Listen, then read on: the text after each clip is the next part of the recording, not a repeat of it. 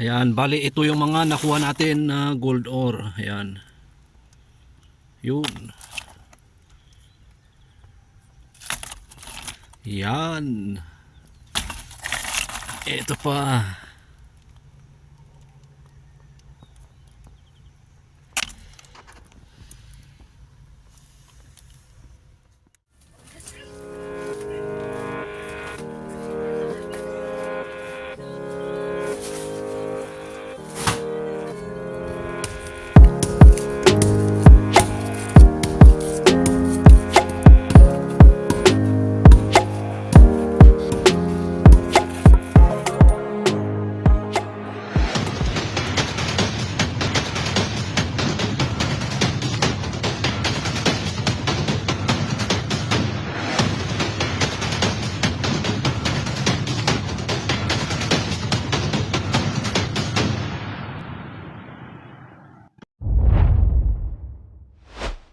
Alright, ayan, good day mga kamukha. Welcome back again dito sa aking channel, KD35 Vlog. And for today's video ay eto't magpa-process tayo. Ang tawag sa process na to ay balbal. O kaya yung tinatawag namin na agbalbal, manbalbal tako. So, salitang kan kana eh. Shout out dagijay dadin kakabsat kan kana isa. Ayan. So ngayon ay ito dudurugin nga natin itong mga bato na nakuha natin sa bundok. Kasi yung nakaraang video natin ay pumunta tayo sa bundok at doon tayo kumuha ng gold ore. Actually, ang tawag dito ay usal. Ayan, so doon ako nag-usal. Pero pinili ko yung mga magagandang klase ng ore na nakuha ko para hindi masama yung tinatawag na mulok. Ang mulok kasi is wala siyang sample. So marami din nagre-request na kuhanan ko ng mas malinaw na video dahil dun sa nakaraan na video natin ay malabo daw. So ito, hiniram natin yung cellphone ng kuya ko at ito yung ginagamit ko ngayon na pang vlog at sana malinaw yung kuha ng video at magkaroon kayo ng idea about sa mga bato na nakuha ko. Ayan, maraming salamat mga pala sa mga nanood sa huli nating video at mag-comment lang sa mga gustong may malaman about sa gold ore. So kaya pala natin dinudurog ito ay para mas mabilis o kaya mas madali siyang magiling dun sa ball mill. Dahil yung ball mill na paggigilingan natin ay maliit lang siya, nagkakarga lang siya ng isang sako at kalahati.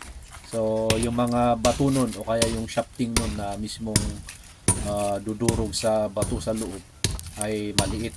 Hindi niya kakayanin yung mga malalaki. So kung yung ball mill siguro ay malalaki, ayan, ganyan lang siya kaliliit. Ayan. So pwede yung ganyang kaliit. Yun. Ganyan. Yan. So yun, samahan nyo ako at magdurog at mamaya ipapakita ko sa inyo yung itsura ng mga gold ore na nakuha natin.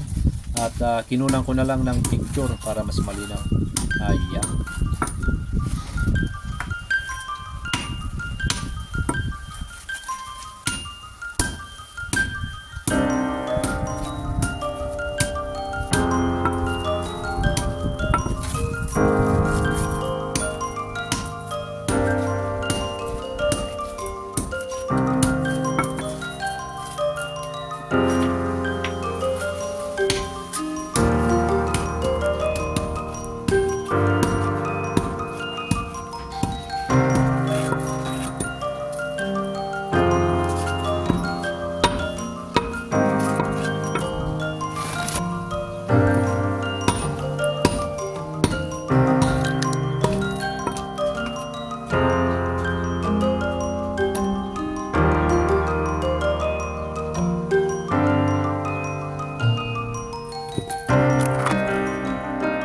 Okay, so para mabigyan kayo ng mas malinaw na kuha ng video ay hinaram na natin yung yung cellphone ng aking kuya. Ayan, A22.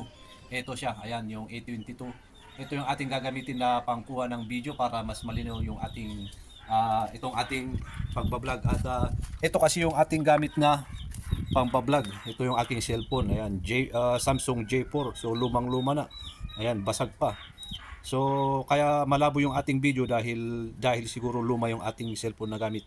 So ngayon, itong A22 na cellphone ng aking kuya yung ating gagamitin. At ngayon ay papakita ko sa iyo yung sana malinaw ito, itong video na natin ngayon. Ayan. Kasi nung nakaraang video natin ay malabo daw. Marami nagsasabi na malabo daw yung kuha ng ating video. Ito siya. Ayan, papakita ko yung itsura ng ating mga kinukuhang bato. Ayan. Ganyan siya. Malabo pa rin ba?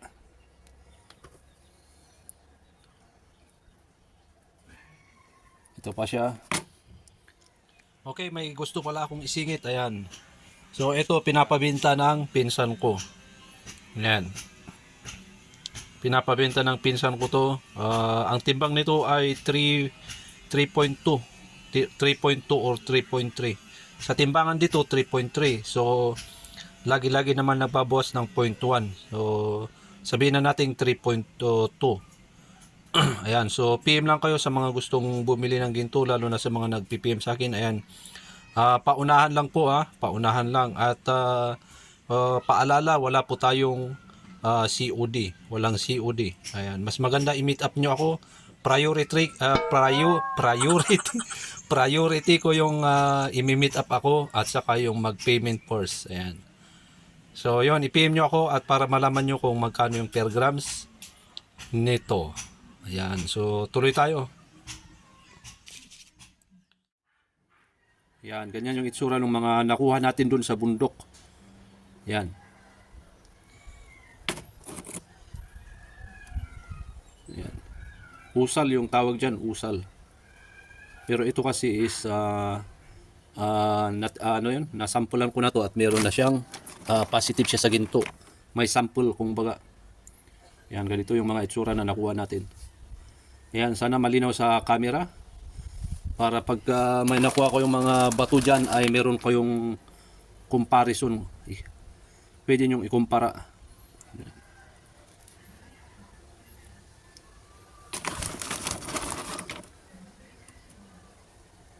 Yan. So kukunan ko to ng picture tapos i-landscape kung baga. Ito siya.